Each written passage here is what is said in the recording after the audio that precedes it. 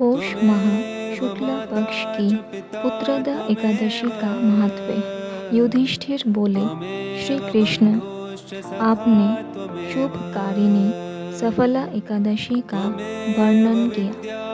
अब कृपा करके शुक्ल पक्ष की एकादशी का महत्व बतलाइए। उसका क्या नाम है, कौन सी विधि है तथा उसमें किस देवता का पूजन किया जाता है।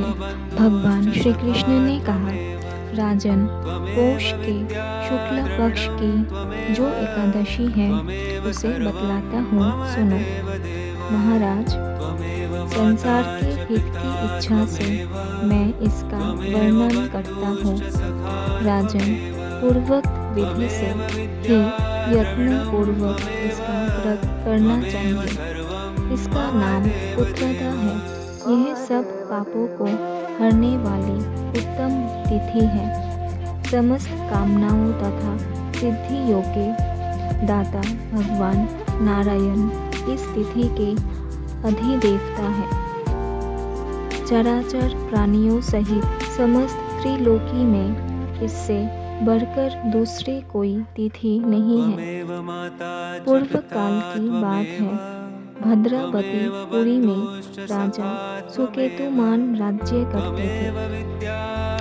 उनकी रानी का नाम चंपा था।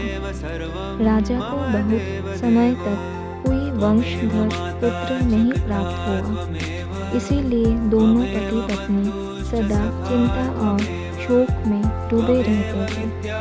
राजा के पितर उनके दिए हुए जल को शोकोच्छ्वास से गर्म करके पीते थे। राजा के बाद और कोई ऐसा नहीं दिखाई देता जो हम लोगों का तर्पण करेगा। यह सोच सोच कर पितर दुखी रहते थे। एक दिन राजा घोड़े पर सवार हो गहन वन में चले गए। पुरोहित आदि किसी को भी इस बात का पता न था। मृग और पक्षियों से सेवित उस सघन कानन में राजा भ्रमण करने लगे। मार्ग में कहीं सियार की बोली सुनाई पड़ती थी तो कहीं उल्लुओं की। जहाँ तहाँ रीछ और मृग दृष्टिगोचर हो रहे थे। इस प्रकार घूम घूम कर राजा वन की शोभा देख रहे थे। इतने में दोपहर हो गया। राजा को भूख और प्यास सताने लगी। वे जल की खोज में इधर उधर दौड़ने लगे। किसी पुण्य के प्रभाव से उन्हें एक उत्तम सरोवर दिखाई दिया, जिसके समीप मुनियों के बहुत से आश्रम थे। शोभाशाली नरेश ने उन आश्रमों को और देखा। उस समय शुभ की सूचना देने वाले शकुन होने लगे। राजा का दाहिना नेत्र और दाहिना हाथ फड़कने लगा, जो उत्तम फल की सूचना दे रहा था। सरोवर के तट पर बहुत से मुनि वेद पाठ कर रहे थे। उन्हें देखकर राजा को बड़ा हर्ष हुआ। वे घोड़े से उतरकर मुनियों के सामने खड़े हो गए और पृथक पृथक उन सब की वंदना करने लगे। वे मुनि उत्तम व्रत का पालन करने वाले थे। जब राजा ने हाथ जोड़कर बारंबार दंडवत किया, तब मुनि बोले, राजन, हम लोग तुम पर प्रसन्न हैं। राजा बोले, आप लोग कौन हैं? आपके नाम क्या है तथा आप लोग किस लिए यहाँ एकत्रित हुए हैं? यह सब सच सच बताइए। मुनि बोले, राजन, हम लोग विश्वदेव हैं। यहाँ स्नान के लिए आए हैं। माघ निकट आया है। आज से 5वें दिन माघ का स्नान आरंभ हो जाएगा। आज ही पुत्रदा नाम की एकादशी है, जो व्रत करने वाले मनुष्यों को पुत्र देता है।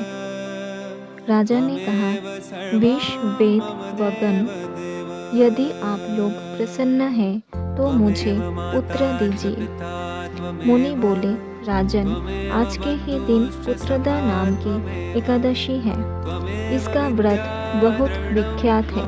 तुम आज इस उत्तम व्रत का पालन करो।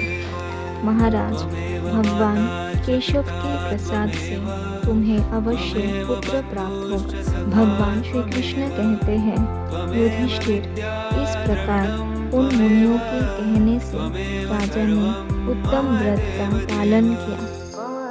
महर्षियों के उपदेश के अनुसार विधि पूर्वक पुत्रदा एकादशी का अनुष्ठान किया।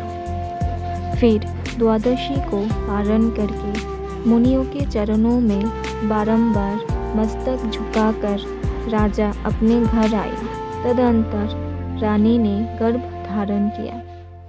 प्रसव काल आने पर पुण्यकर्मा राजा को तेजस्वी पुत्र प्राप्त हुआ, जिसने अपने गुणों से पिता को संतुष्ट कर दिया।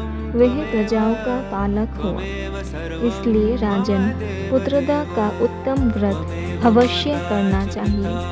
मैंने लोगों के हित के लिए तुम्हारे सामने इसका वर्णन किया है।